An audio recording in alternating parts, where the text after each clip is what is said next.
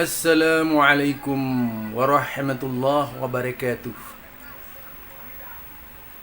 Kembali bersama Zulkarnain El-Maduri.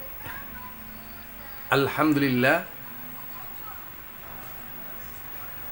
Fa inna asdaqal kitabi kitabullah wa khairal hadi hadi Muhammad wa syarrul umuri muhdatsatuha fa inna kulla muhdatsatin bid'ah wa kulla bid'atin dhalalah wa kulla dhalalatin finnar. Ya, kalau kita memang berbicara terkait dengan masalah bid'ah, itu rupanya sudah menjadi rutinitas kehidupan sebagian besar masyarakat Islam yang tidak paham agama. Mereka beranggapan bahwa bid'ah itu solusi di dalam menyelesaikan berbagai permasalahan dalam Islam. Padahal bid'ah itu bukan solusi, tapi bid'ah itu justru menambah permasalahan, problem yang dapat mempengaruhi kemurnian akidah, kemurnian ibadah, dan kemurnian-kemurnian lainnya. Yang jelas bid'ah itu tidak mengantar kita makin bahagia di sisi Allah, tetapi bisa merubah kedudukan kita dari senang menjadi tidak senang. Itu bid'ah.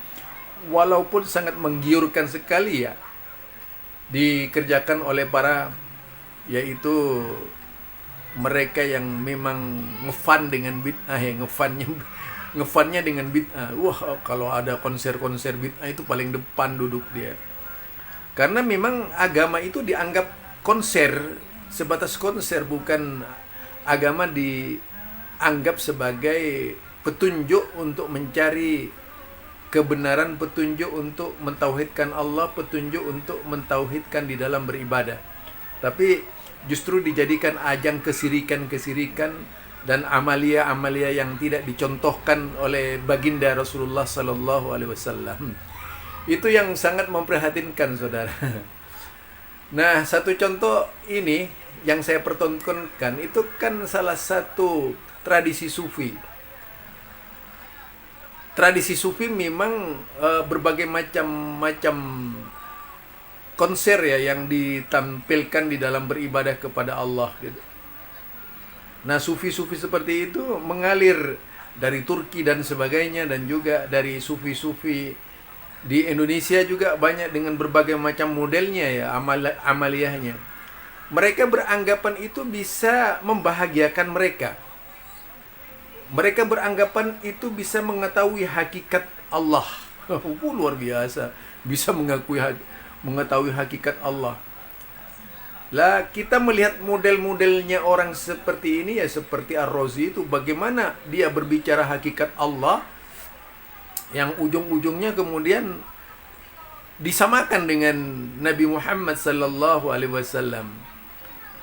Jika kita melihat sufi ini ingin mengetahui hakikat manusia ini, sebenarnya hakikatnya adalah siapa gitu. Jadi mencari asal-usul manusia dengan cara beribadah sesuai dengan yang dirancang oleh mereka itu. Ibadahnya ibadah mereka itu. Tapi lebih bersifat konser memang. Karena kita melihat hamba-hamba Allah yang paling mulia, sekelas Rasul, para Rasul Allah, ribuan tahun para Rasul Allah itu tidak pernah melakukan adegan-adegan amaliyah dengan cara-cara seperti yang ditontonkan oleh ulama-ulama sufi itu. Nah, padahal yaitu para Rasul, para Nabi diutus oleh Allah ke muka bumi ini hanya untuk memperkenalkan tauhid. Memperkenalkan tauhid itu bukan dalam bentuk tadi itu seni, ya. Ini kan seni yang bisa-bisa mengantar orangnya seniwan gitu. Sebagaimana yang sudah dipertontonkan sebelumnya, yang dipertontonkan sebelumnya, kebanyakan dari mereka itu menonjolkan seni, yaitu seni yang mereka katakan ini seni Islam. Padahal Islam tidak pernah mengajarkan seni seperti itu. Jadi akhirnya orang akan beranggapan ini seni Islam. Padahal itu produk umat Islam, bukan produk Islam gitu. Itu kesalahannya mereka, itu yang pertama. Yang kedua, mereka beranggapan bahwa itu adalah suatu pola untuk mengetahui hakikat dirinya sebagai manusia yang berasal dari Allah. Ujung-ujungnya nanti akan disamakan bahwa kita itu datangnya dari Allah Subhanahu wa taala. Kita itu ada persamaan. Yang di dalam dunia sufi juga ada istilah manunggaling kaula gusti itu. Wah, gawat ya. Sufi ini gawat, paling gawat. Kalau kita mencontoh dari manusia abad pertama itu, para rasul, para nabi yang ditugaskan oleh Allah ke muka bumi, ada nggak mengajarkan amalan-amalan seperti itu? Atau umatnya, mulailah taruh dari nabi yang memiliki nasab, yang memiliki keturunan besar itu dari Nabi Ibrahim tuh, bapaknya segala nabi ya, sampai kepada bapaknya segala nabi dari yang dikenal dengan bapak yang hanif, bapak tauhid tuh, sampai Islam ini dikenal sebagai Ibrahimiyah itu sampai kepada Nabi Muhammad sallallahu alaihi wasallam. Tidak ada yang mentradisikan amalan-amalan yang seperti dilakukan oleh ulama sufi itu dalam rangka untuk yaitu mengungkap rahasia dirinya, bahwa dirinya ini sebenarnya adalah bisa dikatakan Tuhan-Tuhan kecil menurut mereka itu. Itu berbicara hakikat Allah ya. Dalam dunia sufi seperti itu. Artinya orang dipaksa berpikir, mengarahkan dirinya bahwa dirinya ini adalah tetesan gitu. Sehingga dengan berbagai macam cara ramuan zikir yang diramu oleh mereka dilakukan. Kita mengenal para sahabat Nabi. Sahabat Nabi siapa yang menandingi imannya para sahabat? Wali yang mana yang menandingi sahabat Nabi? Wali kutub, wali siapa kek itu? Tidak ada yang menandingi para sahabat Nabi kewaliannya itu. Tidak ada yang menandingi para sahabat Nabi itu keulamaannya. Tidak ada yang menandingi para sahabat Nabi itu kealimannya. Mereka lebih dekat dengan Rasul, mereka lebih cinta kepada Rasulullah, hidup dan mati bersama Allah, Rasulullah, berjihad bersama Rasulullah, merasakan pahit getirnya Islam bersama Rasulullah. Tapi tidak pernah dari mereka itu menampilkan ibadah-ibadah yang aneh-aneh itu. Tidak pernah Rasulullah itu. Kemudian para tabi'in, taruhlah 4 imam saja itu, ulama fiqihnya, mereka yang saling berebut imam-imam. Pernah nggak seperti itu? Tidak pernah. Tetapi mengapa kemudian gaya seperti mereka ini, pola seperti mereka, zikir seperti mereka ini laku? Karena memang lebih menonjolkan senihnya, bukan menonjolkan zikirnya gitu. Nah, ketika Islam itu disenikan, itu bisa seniwan orangnya gitu. Nah, kalau sudah seni itu dianggap sebagai media, ya seni dianggap sebagai media, pada akhirnya kita akan melihat Islamnya itu Islam seni, bukan Islam sebagaimana yang datang di masa Rasulullah. Terjadi pencemaran terhadap Islam itu karena akibat polusi seni-seni yang mempengaruhi cara berpikir Islam. Kemudian diangkat ini seni Islam, bukan, itu produk dari luar, diimpor dari luar, masuk ke dalam Islam, kemudian dikemas dengan Islam, jadilah seni Islam yang mereka namakan. Misalnya dengan kalimat tadi, la ilaha illallah, la ilaha illallah, kalimat thayyib. Saya tidak mengatakan itu kalimat jelek, kalimat thayyib, kalimat tauhid. Tetapi kalau caranya salah di dalam mengamalkan kalimat tauhid ini, kemudian tidak memberikan penghayatan terhadap kalimat tauhid ini, bukan menemukan ketauhidan di dalam beribadah, justru makin menjauhkan dirinya dari Allah Subhanahu wa taala. Karena kalimat tauhid kalau diamalkan secara Rasulullah sallallahu alaihi wasallam, akan jadilah umat-umat seperti di zaman Rasulullah itu. Tapi kalau kalimat tauhid dikemas dengan seni, maka kalimat tauhid itu tidak akan berarti, hanya merupakan seni yang tidak bisa memberikan dampak kepada pelaksananya. Itu. Kalau kita tahu di zaman Rasulullah begitu orang mengenal tauhid, pertama kali yang muncul dalam jiwanya berjihad bersama Rasulullah sallallahu alaihi wasallam menegakkan tauhid. Tetapi kalau sekarang itu diseret-seret seolah-olah yang disebut tauhid itu melalui sufi gitu. Dan mereka melakukan berbagai macam, yaitu berbagai macam cara untuk menarik bahwasanya kalimat tauhid itu yang dikemas oleh mereka bukanlah bermakna tauhid yang sebagaimana diartikan oleh Wahabi gitu. Jadi mereka artikan yang disebut tauhid itu yaitu tadi penggabungan antara manusia dengan Tuhan dan sebagainya melalui sebuah proses yang disebut sufi tadi itu. Ini lebih parah lagi ya, karena pada intinya mereka itu tidak mendalami tauhid, tapi mereka hanya menjadikan kalimat tauhid itu sebagai seni gitu. Tak lebih dari itu saja. Coba, kalau dulu itu kalimat tauhid artinya adalah at-tauhid itu bari'um mimma tusyrikun, yaitu memisahkan diri dari kaum musyrikin. Kalau dulu itu kalimat la ilah, la nafyun ilah, itu menolak semua yang bersifat ilah. Man ilah, al-ilah yaitu sesuatu yang makhluk, dicintainya itu. Semua yang dicintainya itu adalah ilah. Makanya ditiadakan, termasuk cinta kepada Allah yang hak, kepada Tuhan yang batil, itu ilah. Mengapa kemudian ilah ini ditiadakan?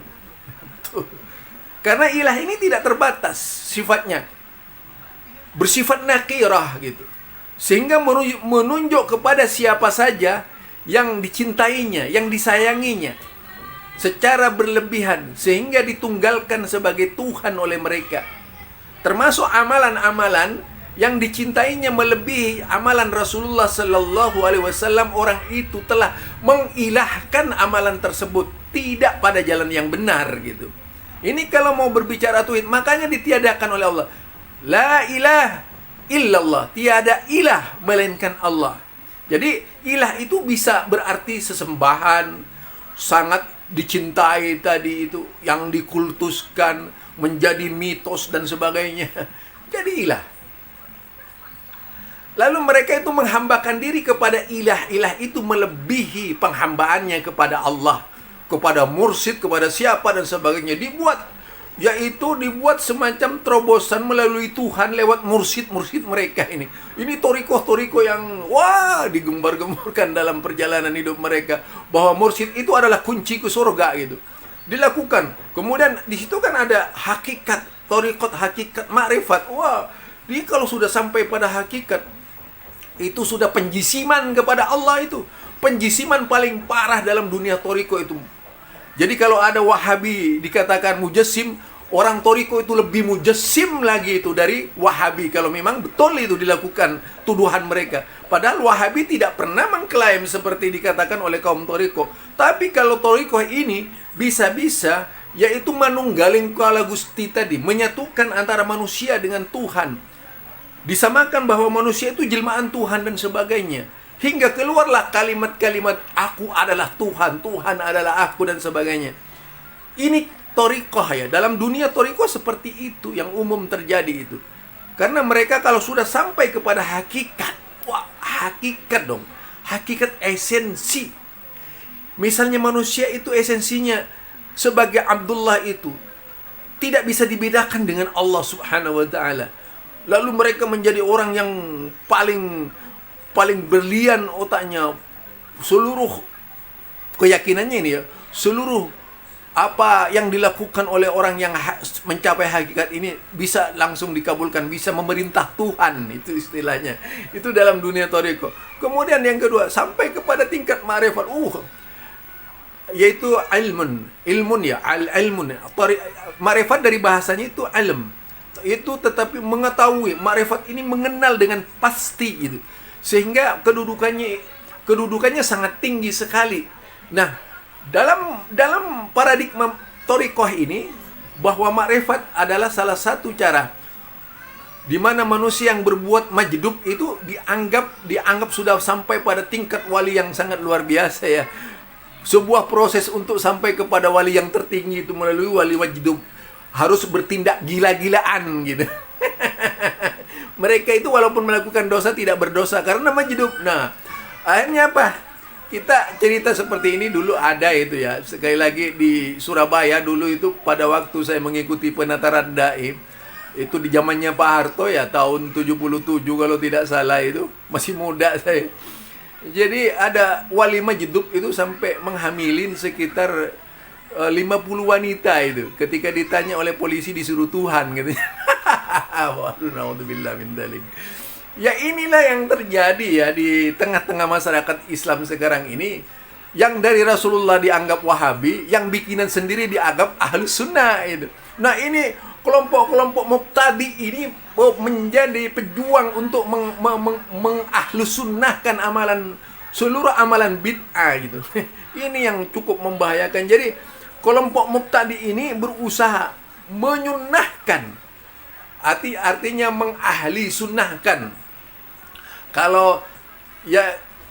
Kalau mau menggunakan bahasa klien itu ya, sunnanisasi gitu, yaitu mensunnahkan yang bid'ah tadi. Menyunnahkan yang bid'ah menjadi sunnah gitu ya. Dan mereka itu beranggapan bahwa semua inovasi yang bersifat inovatif apapun amalannya itu dianggap sebagai cara untuk mendekatkan diri kepada Allah. Itu cara-cara ahlul bid'ah ya.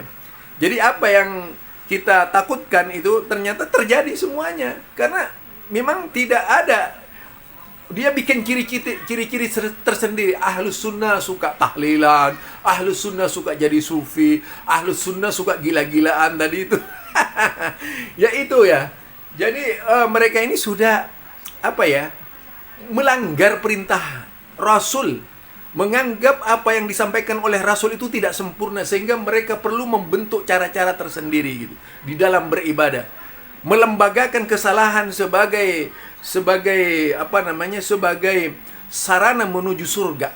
Jadi kesalahan-kesalahan dalam beribadah itu tidak dianggap kesalahan, penambahan yang terjadi di dalam ibadah tidak dianggap penambahan, tetapi dianggap sebagai solusi. Ini masalahnya, kalau sudah penambahan bid'ah tadi dianggap sebagai solusi menyelesaikan masalah, maka siapa sebenarnya yang mempermasalahkan ajaran Islam itu? Mereka gitu. Jangan menyalahkan mereka yang berpegang teguh kepada perintah Rasul. Yang perlu disalahkan itu mereka yang suka mengada-ngada gitu. Ini ya yang tentu saja tidak kita sadari banyak mempengaruhi cara berpikir umat Islam. Seperti Toriko yang Anda tonton ini, jelas itu bukan Islam. Penghayatan kepada Allah yang dilakukan oleh Rasulullah bukan dengan cara-cara seperti itu. Kalimat la ilaha illallah itu baik, thayyib. Saya katakan thayyib. Kalimat thayyibah itu. Nah, kalimat thayyibah kalau dilakukan dengan salah itu tidak thayyibah lagi. Justru akan menjadi kesalahan di mata mereka. Itu sama dengan kalimat la ilaha illallah ya. Itu thayyibah itu. Sangat bagus ucapan itu. Nah, kemudian menjadi tidak bagus ucapan ini kalau disalahgunakan. Yang tadinya tauhid, akhirnya justru menjadi wasilah untuk berbuat syirik. Karena atas perintah mursyid yang salah. Coba, kita menoleh ke belakang. Apakah pernah Rasulullah Sallallahu Alaihi Wasallam mengucapkan kalimat la ilaha illallah? Itu pertanyaannya ya. Apakah pernah Rasulullah Sallallahu Alaihi Wasallam berzikir mengucapkan kalimat la ilaha illallah seperti yang diterapkan oleh mereka? Yang kita ketahui dari berbagai hadis sahih, Rasulullah tidak pernah berhenti pada kalimat la ilaha illallah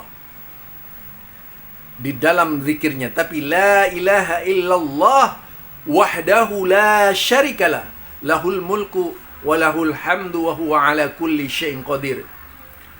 Rasulullah menyatakan siapa yang membaca 100 kali, nah ini Rasulullah akan akan pahalanya itu seperti memerdekakan 100 budak itu. Kalau subuh Rasulullah membaca la ilaha illallah wahdahu la syarikalah, lahul mulku wa lahul hamdu yuhyi wa yumitu wa huwa ala kulli syai'in qadir. 10 kali. Dengan maghrib 10 kali. Itu yang diajarkan Rasulullah. Ada lagi kalimat la ilaha illallah wahdahu la syarikalah lahul mulku wa lahul hamdu wa huwa ala kulli syai'in qadir la haula wa la quwata illa billah la ilaha illallah wa la na'budu illa iyyahu lahun ni'matu wa lahul fadlu wa lahu sana'ul hasan la ilaha illallah mukhlishina lahud din wa law karihal kafirun. Ini yang diajarkan oleh Rasulullah. Jadi Rasulullah itu tidak pernah membaca hanya la ilaha illallah. Tidak cukup di situ ada selain menjelaskan la ilaha illallah, tiada Tuhan selain Allah, juga wahdahu la syarikalah, tidak ada sekutu baginya. Lahul mulku wa lahul hamdu, baginya segala kerajaan dan baginya segala puji. Itu yang diajarkan oleh Rasulullah sallallahu alaihi wasallam. Zikir la ilaha illallah, la ilaha illallah. Ini jadi tidak pernah diucapkan oleh Rasulullah. Yang dibacakan la ilaha illallah wahdahu la syarikalah lahul mulku wa lahul hamdu wa huwa ala kulli syai'in qadir. Kalau ada perintah misalnya, lakinu mautakum la ilaha illallah. Nah, ini lakinu mautakum la ilaha illallah. Ternyata di dalam praktik Rasulullah itu la ilaha illallah wahdahu la syarikalah lahul mulku wa lahul hamdu wa huwa ala kulli syai'in qadir. Artinya, kalau tadi la ilaha illallah yang disampaikan untuk mengajari orang yang hampir mati, ya, orang yang hampir mati itu punya kepanjangan seperti yang diajarkan oleh Rasulullah ba'da shalah, sesudah salat. Jadi kalau kemudian berzikir la ilaha illallah, la ilaha illallah, la ilaha illallah. Nah, ini dalam definisi tauhid itu belum sempurna. Dalam definisi tauhid sempurnanya ketika seseorang mengucapkan kalimat la ilaha illallah wahdahu la syarikalah lahul mulku wa lahul hamdu wa huwa ala kulli syai'in qadir. Jadi ada ziyadah yang lebih menjelaskan kedudukan tauhidnya Allah. Wahdahu la syarikalah lahul mulku wa lahul hamdu wa huwa ala kulli syai'in qadir. Wahdahu la syarikalah lahul mulku wa lahul hamdu yuhyi wa yumitu wa huwa ala kulli syai'in qadir. Jadi pengakuannya lebih konkret gitu dari ajaran tauhid tadi. Jadi zikir la ilaha illallah dengan berjamaah juga tidak pernah diajarkan oleh Rasulullah seperti itu. Apalagi geleng-geleng kepala sampai kayak orang puyeng dan sebagainya, tidak pernah diajarkan yang begitu oleh Rasulullah sallallahu alaihi wasallam. Jadi iltizamul kaifiyati wal hayatil muayyana kadzikri bi hayatil ijma' ala sautin wahid, itu termasuk bid'ah. Menetapkan kaifiat tata cara zikir geleng-geleng kepala dengan suara kor dan sebagainya, itu termasuk perbuatan bid'ah yang tidak pernah dilakukan oleh orang-orang mulia di zaman Rasulullah sallallahu alaihi wasallam. Terus kepada siapa mereka ini bermazhab? Itu dari saya ya. Subhanakallahumma wa bihamdika asyhadu an la ilaha illa anta astaghfiruka wa atubu ilaik. Assalamualaikum warahmatullahi wabarakatuh.